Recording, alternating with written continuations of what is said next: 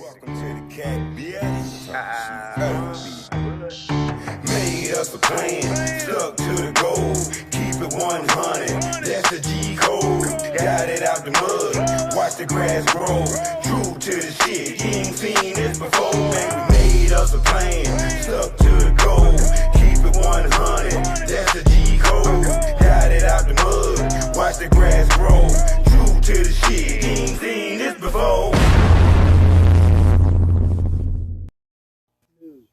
Oh yeah, we back at it, man. It's going down. We Mackin-N-Traffic. I got a very special guest for y'all today, man.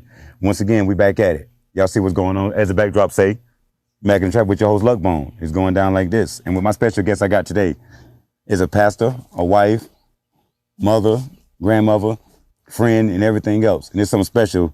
And I've been blessed to interview this wonderful woman that I'm sitting beside me. As y'all can see, I want to introduce her. On top of that, she got a book she just released in April 20th on 420. Entitled, He Graced Me, Tell My Story. I want to introduce y'all to Miss Virginia Charmaine Johnson. How you doing, Miss Johnson? I'm doing wonderful. I appreciate you taking time out of the day to talk to me. Yes. Thank you for coming out. Oh, you're welcome. Anytime. And I see you got this beautiful book here you just dropped back on 420 called He Graced Me. Yes. My very first book, published by Liberty Rivers. Oh, yeah. Published a book for me. An awesome publishing company. Okay. And God graced me to tell my story, and that's what I'm doing. Well, I'm glad I'm the first to be able to start it off and get it started. Yes. So that's beautiful. See how God works? That's a blessing right there. I get the first interview. Yes. And you can't tell me nothing now. I got it first, baby. So, all right, so tell us about, for one, I like the cover. Nice design. Who designed it for you? My apostle. Okay. Delisa Rogers, who edited and it's her publishing company. So Okay. she did all of that. Okay, that's dope. I like the color and everything. Yeah, I wanted to be different. Oh, yeah. Yeah. Make a statement. Oh, you did that? Nice color with the gold and the gray. Yes. Oh, yeah.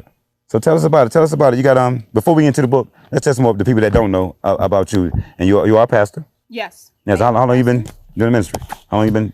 Well, I've been part of Charlotte. I moved here almost 10 years ago. Okay. So I'm from Grand Rapids, Michigan, Right. Northern. Okay. Windy and cold winter. Yeah. So God brought me to the South, and I fell in love with it immediately. I knew you was. Ain't everybody let us South, I fell baby. in love with it immediately, but Okay. been here and, just briefly, when that door opened up, didn't really know why I was coming here. And I touch on that in the book. Thought I was coming for one reason, but Right. God totally turned that thing around. Okay. But just allowed me to live and to walk in his blessings. Yes, ma'am. And the book is my testimony. Oh, yeah. It's just of a place where God has brought me from drugs, incarceration, that street life, which we all are familiar to it. If we haven't dealt with it, we know somebody that has, and how it impacts our family. And for me, I had to give it back. Right. I would do God, I would do my family, and I would do every other person that's suffering from addiction. And their addiction may not be drugs and alcohol. Right. As you know, people are addicted to tons of things. Right. But I had to give it back, and I had to be raw with that thing. A lot of us, we want to tell our stories, but we want to cover up some things. Right. We can't cover up. Somebody else is going through exactly what I went through. Right. And my mission and my sole purpose for this book is to let other people know, other addicts, other alcoholics, that you can live a clean life. Right. In spite of. Right. I was in them streets for 13 years, experienced a whole lot. But through the grace of God, I'm here today. Oh, yeah. So I have to give it back. Oh, yeah. I have to. I would do God a disgrace if I did not. That's what's up. Oh, yes, ma'am. That's what's up. Y'all see, she going in already. I ain't even got to the good part yet. That's the beauty of it. Y'all make sure y'all get this. He graced me. Telling her story, Miss Johnson. Also, I see you got 5 kids, 3 grands. Yes. My husband, Elder Michael Johnson. I thank God Yeah, for him. I'm about to get into that too, Mr. Johnson. We're gonna talk about Mr. Johnson. So we blended. It's a blended family, but in total we have 5 beautiful children, and we have 3 grandchildren. Okay. And I thank God for that, because he restored the relationship of my children. A lot of times when we're out there, we have to understand too that addiction just does not impact us or that individual. it impacts a whole family unit. Mm-hmm. So, you know, my children were not in my life for 13 years. So even in that, God has brought that back. Right. And I'm grateful for that. That's what's up. That's what's up, Miss Charmaine. That's beautiful.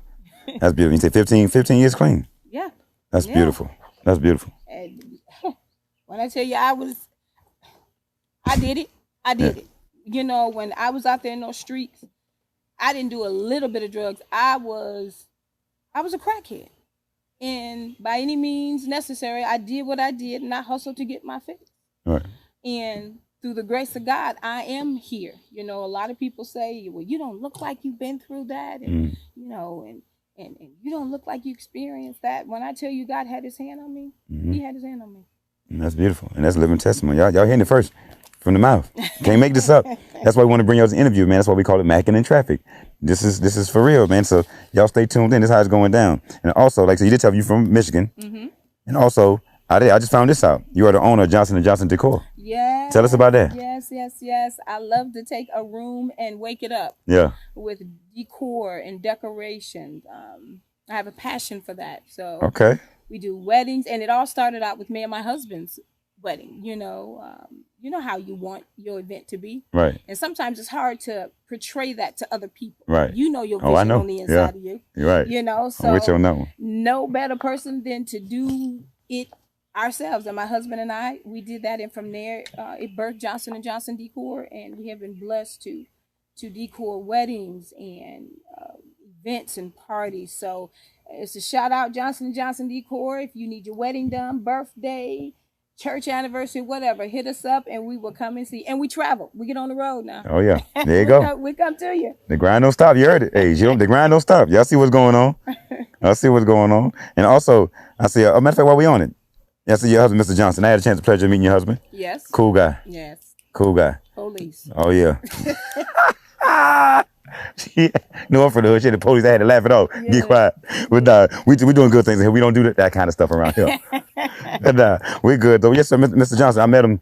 I met your husband at the bank. When I say just the energy and the positive vibes from just the get go, and we've been talking ever since. So definitely a good energy. Yeah. And he brought it out to me just from get go. First time I met him, had me talking and just the energy and everything about him. And I want to talk to him. Yeah. So definitely for my energy, first time meeting him, good guy. Yeah. Good energy.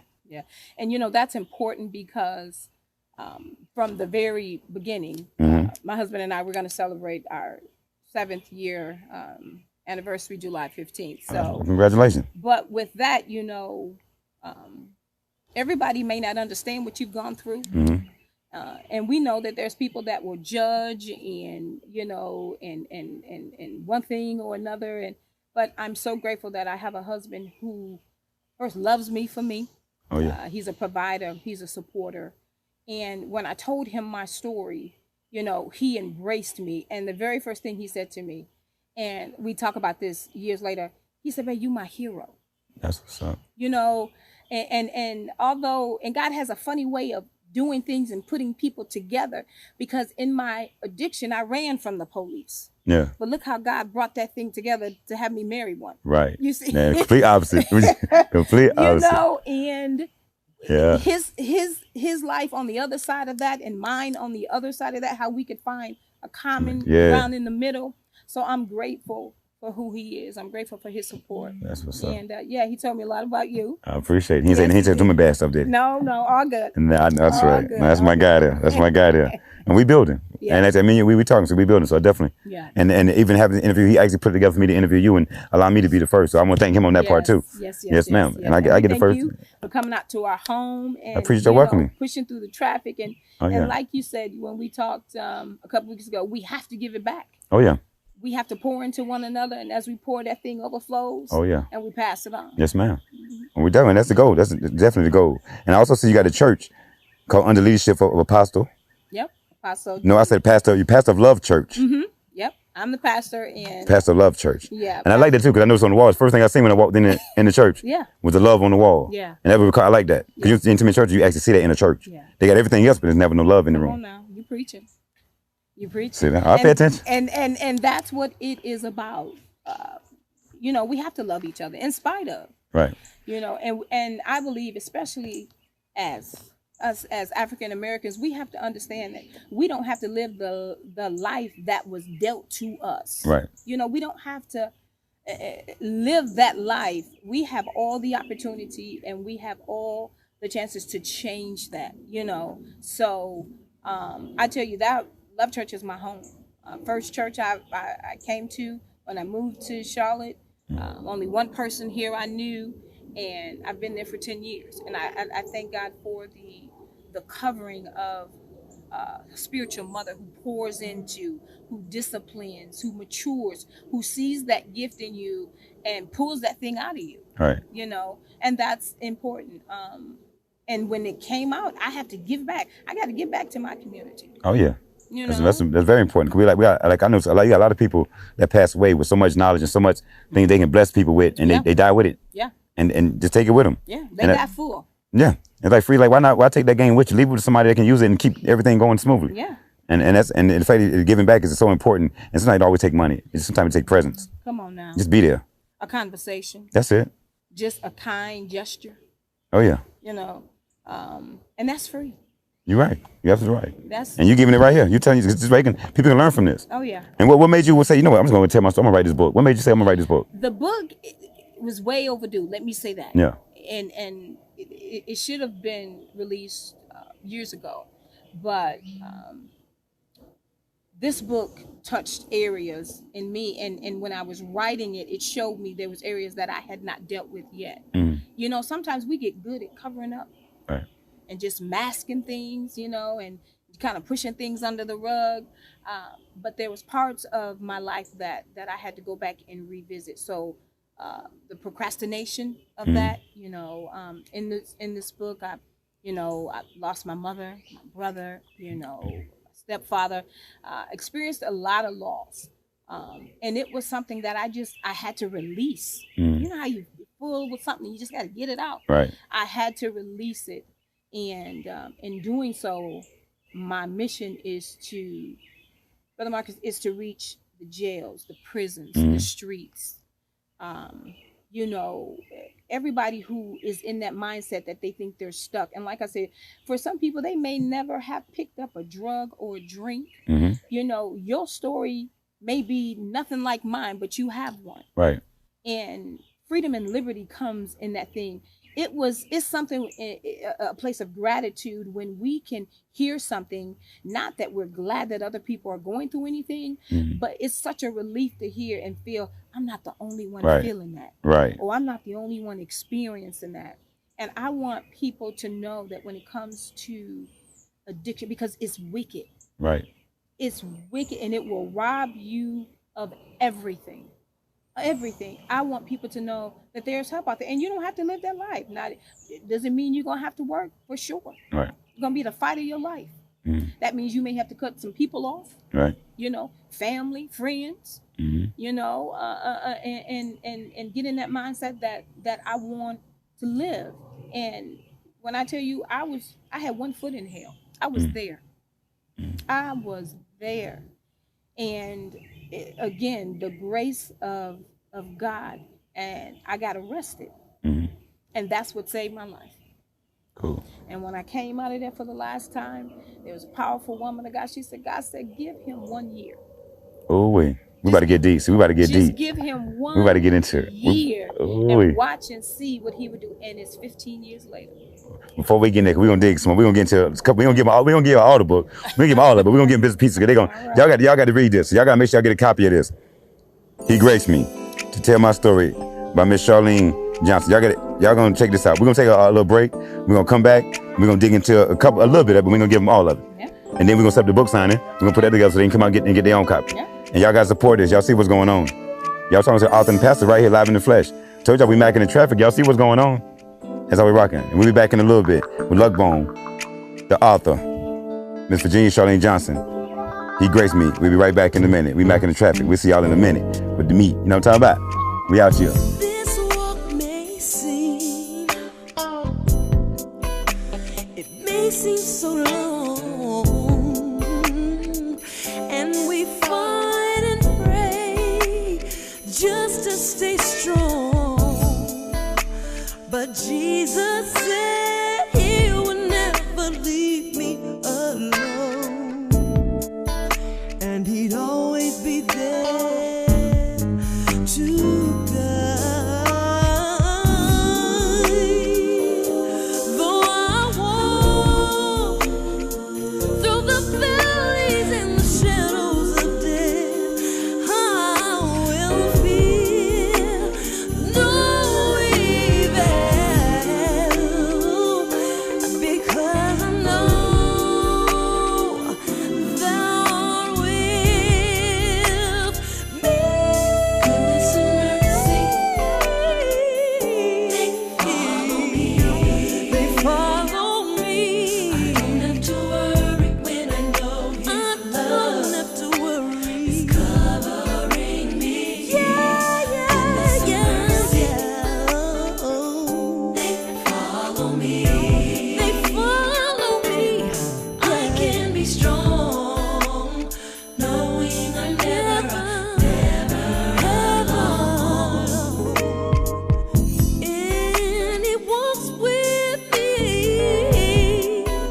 and He talks with me, and He tells me I'm His own. And in the morning, new mercies I see. That's when I know that He still cares for me. Oh, and though I walk through the valley and the shadows of death, I will fear no evil, for I know my God is still with me. Goodness and mercy, they follow me. I don't have to worry when I know His love is covering me. They follow me. They follow me. I can be strong, knowing I'm never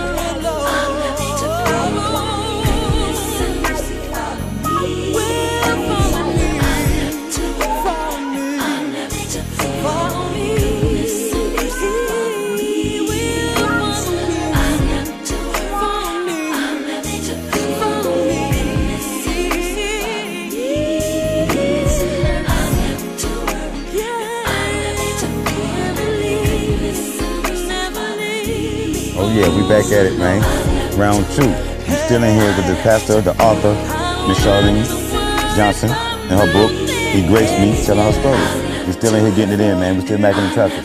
The ones that's just tuning in, look forward to the book signing coming soon. And more visuals and everything else coming from Miss Virginia Charlene Johnson, the author, the pastor, the mother, the wife, and everything. So we back at it. We're going to dig into this book a little bit more. You ready? All right. So tell us about the experiences just being in the street. Because we're talking about around 2012, 13? The experiences in the street. Was it, because we're looking, so we're talking into the 80s, 90s. As far as the drugs and different stuff that's in the street. So I know it's probably a whole different type name, drug, and everything from back in the day. Right. When we grew up with the, the crack and the cocaine. Now they got all type of. Right. This was the crack and the cocaine era. Okay.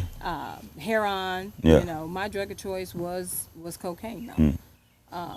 So the street life was crazy. You had your drug dealers on one side that you could get good product from, and then you had your homeboys on the other side that you didn't know what you were smoking. Right.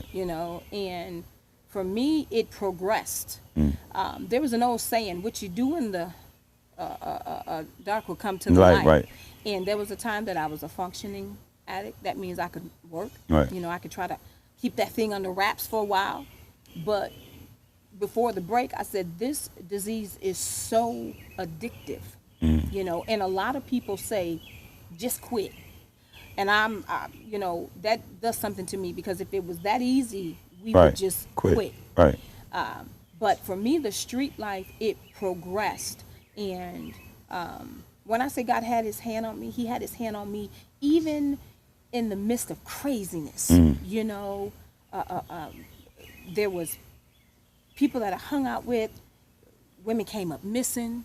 I talk about how I was pistol whipping in the book. Somebody tried to rob me, beat me up. Sleeping on back porches. And then also there's a family unit. As crazy as it is, because there's a family unit in the streets. Right. Oh, most definitely. It is. And I had to get some wisdom, and I had to learn that. I don't need any help getting in trouble. I can do that all by myself. Right. So that meant I had to learn how to pick and choose who would hang around me, who wouldn't, because at the end of the day, I don't care how high you are, you still had to operate on some level of common sense. Right. You know what I mean? So what about like friends and stuff like around that time? Like the friends that's people in school, with people that you knew. Well, you say you just moved here. It was fresh when you. There was my friends were the streets. Yeah. That was my family. There was a code. You don't bring the mess to the house. Right. I talk about this in my book. If anything happened, like tonight I got jumped and pistol whipped, one of the girls that was with me, one of my road dogs, somebody I used to get high with, she had to get herself together to go knock on my parents' door. We just didn't show up all cracked out. Right. We had to pull ourselves together as best we could to deliver the message that, look, you might want to get on up to the hospital because Charmaine, right. just had an experience. So the street life was just that, the street life. There was people you ran with, there was people you didn't run with. Right. There was a few dope dealers I dealt with because I knew their product was okay. I saw people OD right around me. People get shot in front of me. So it's such on another level, but you get so accustomed to that. Right. For 13 years, that became my life.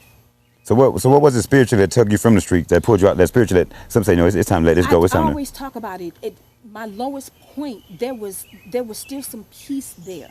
Be sitting dead in a crack house, everybody smoking, just all been up for weeks, and it was something that wouldn't let me die, or something that wouldn't let me go. There was a pulling, and there were times 4 or 5 o'clock in the morning is when I would walk the streets, and that's when I was at peace. That's when I literally knew.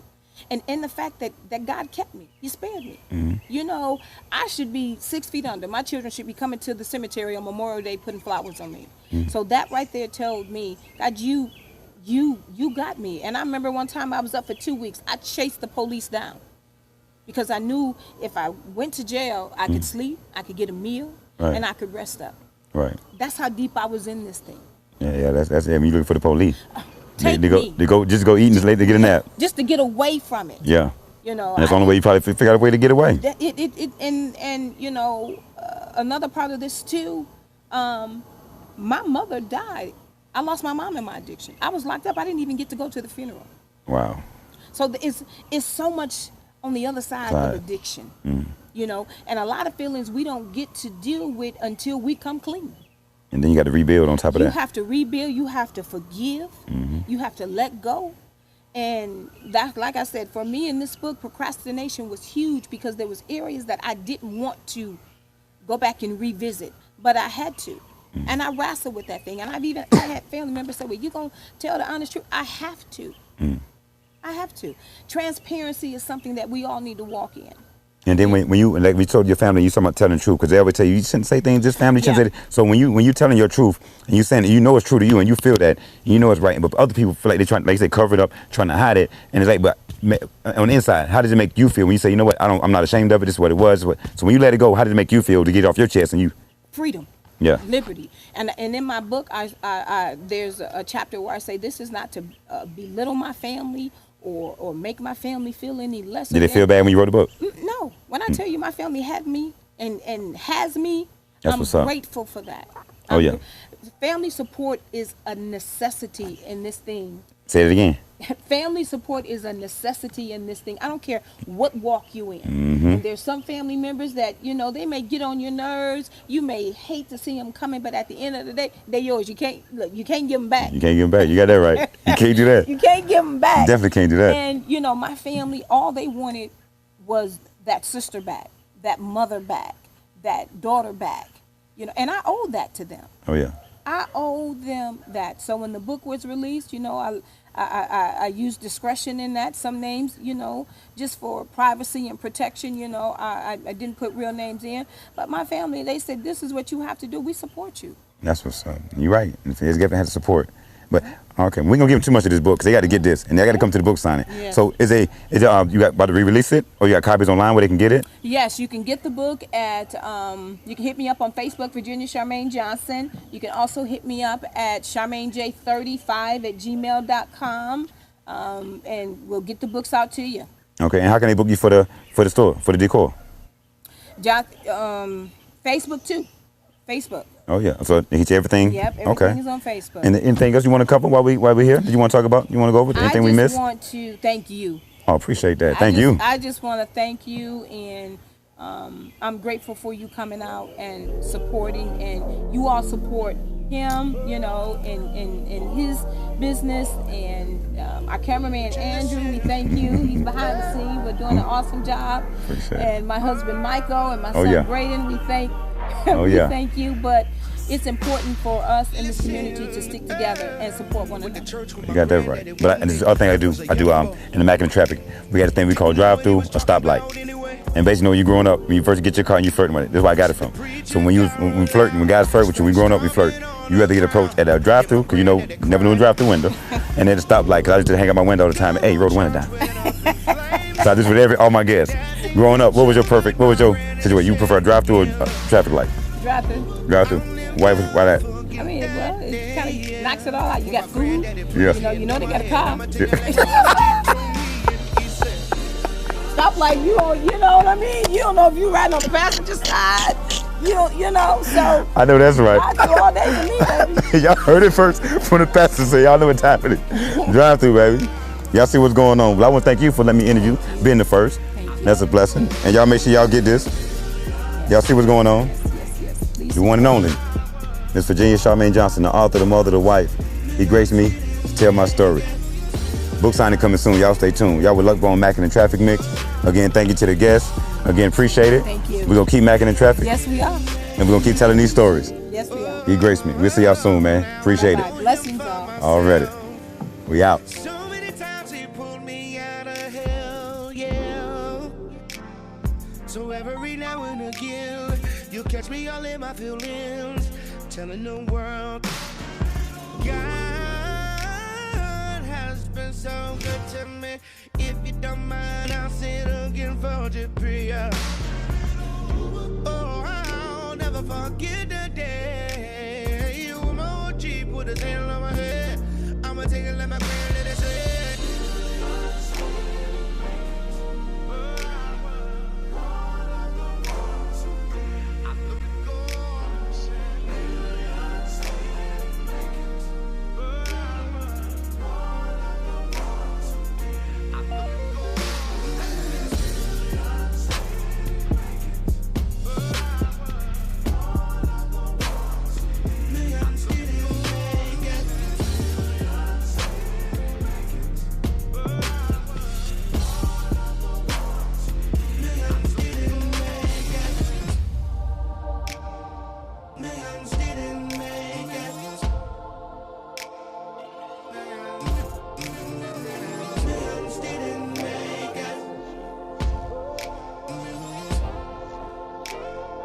millions get it